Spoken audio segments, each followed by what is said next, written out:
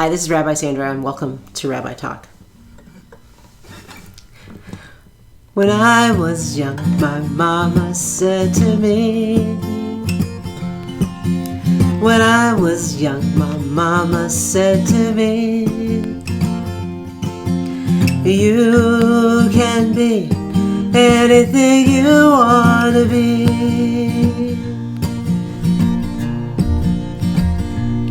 So I joined the U.S. Army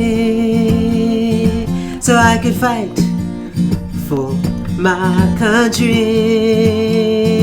because you can be anything you want to be.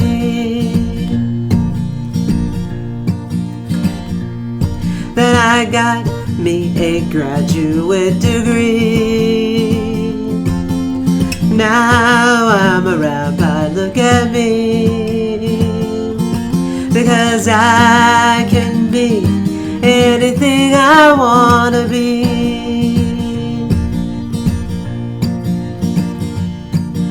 When I was young, my mama said to me.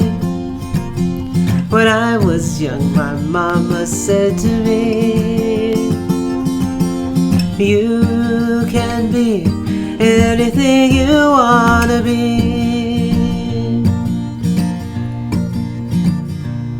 So one day I said to my daughter what my mama said to me, and she looked into my eyes and she said, I will be anything I want to be, because you could be anything you wanted to be. Never let anyone tell you that you can't do something. You can be anything. And welcome to Rabbi Talk. Hey, it's Rabbi Sandra. Welcome. How many times am I going to say welcome? Today we're going to talk about this week's Torah portion, which is Ki Teitzei. And this is a Torah portion that's really special to me because years ago, before I decided to become a rabbi, before I even knew this was possible or was even thinking about it, I was invited by some clergy in Atlanta. It was Black Gay Pride Weekend in Atlanta, which happens around Labor Day. And they wanted it to be interfaith, and so it was all Black clergy, and someone asked me to give words from the Jewish tradition. And I didn't do a lot of public speaking at that time. I barely did any public speaking. And I was going to be standing up there with some local clergy that I had a lot of respect for. And I had never given a devar or a sermon or anything. So it was this week's Torah portion, Ki Teitzei, which is kind of cool because of what's in it. And I was just like, it was almost as if Hashem, or divine intervention, set this up for me to be able to give a devar on this week's Torah portion. I'm not going to give the same sermon I gave then, but I am going to touch on some things of why I think this is so special. And I also recently tutored a young bar mitzvah boy, on this week's Torah portion as well. And his bar mitzvah is coming up this Shabbat. And one of the things he said is like, there's a lot of rules in this week's Torah portion. And I said, there are. And we talked about it. So this week's Torah portion contains 74 mitzvot, 74 commandments. We have 613 total commandments listed in the Torah. And this week's Torah portion has the most. Ki Teitzei is always read during the month of Elul as we prepare for Rosh Hashanah.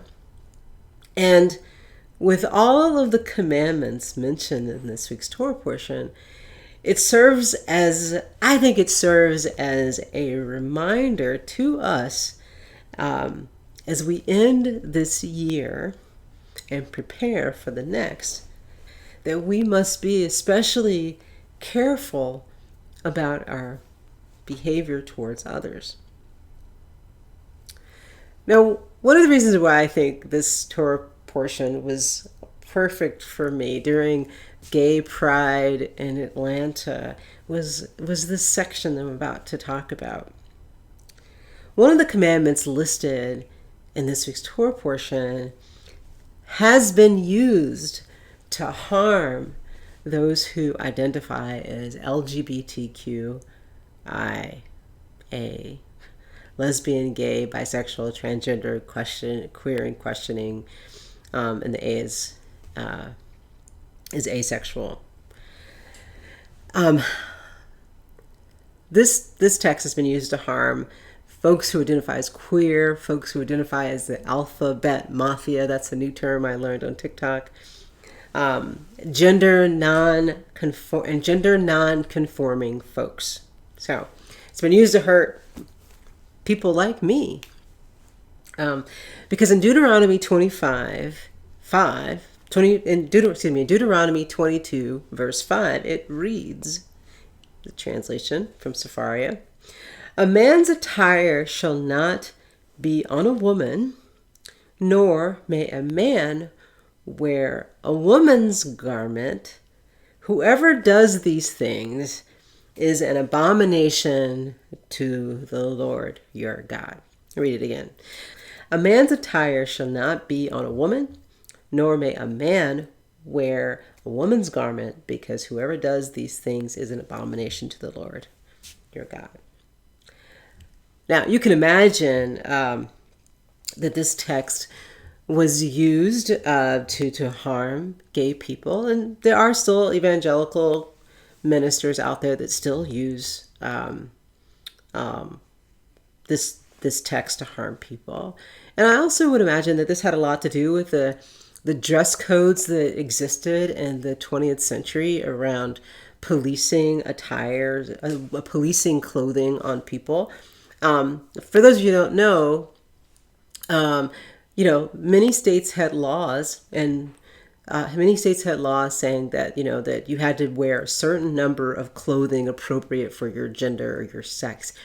And it was those types of laws that were used to raid gay bars. And if you weren't wearing the right attire for your gender, you could be hauled off to jail, which today we would probably think that's crazy, but it's important to understand that.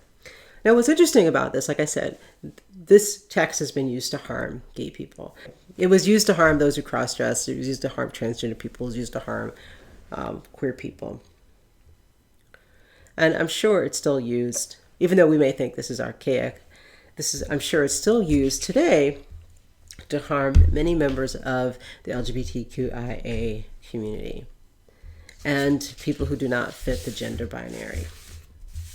But here's the funny thing, is that Jews have never interpreted this text in such a narrow way.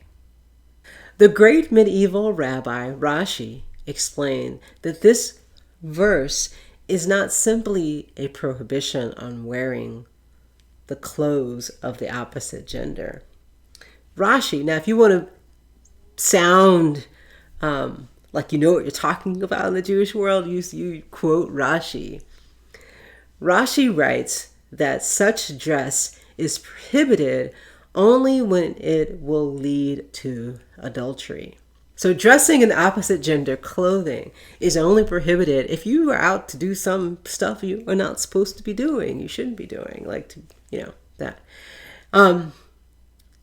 Maimonides, I remember when I was getting ready to write this, what seems like an eternity ago. I went to my rabbi because I couldn't say Maimonides. I was like, how do you say Maimonides? And he told me you could just say Rambam.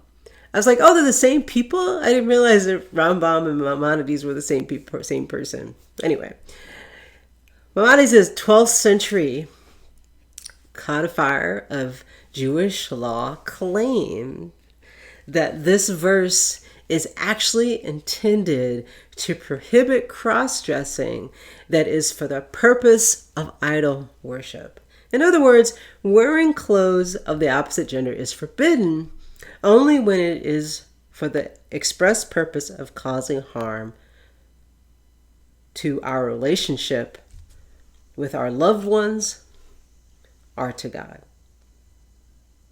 It's only prohibited when used to cause harm against our loved ones or our relationship to God. Otherwise, wearing clothing of the opposite gender is not prohibited, and it's not an abomination.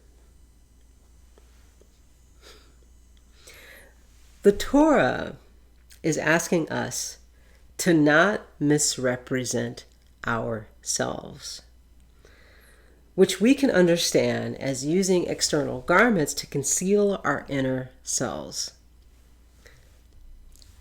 Unfortunately, many in the LGBTQIA community often feel forced to hide their true selves.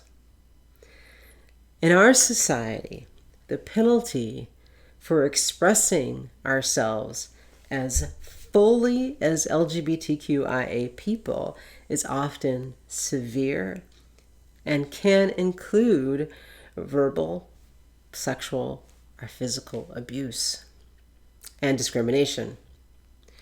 Many straight folks often feel they need to conform to gender norms and don't feel they have the freedom to express their true selves. Our Jewish tradition teaches us that each and every soul is created in a multifaceted image of the Creator.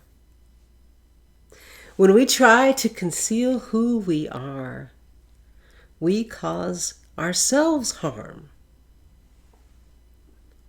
When we cover up our true souls and muffle our divine reflection under clothes that feel wrong, we are harming God's creation. That is what is actually prohibited in the Torah. All right. Thanks for hanging out with me on Rabbi Talk. And as I started the show off with, you can be anything you want to be. Y'all have a great day.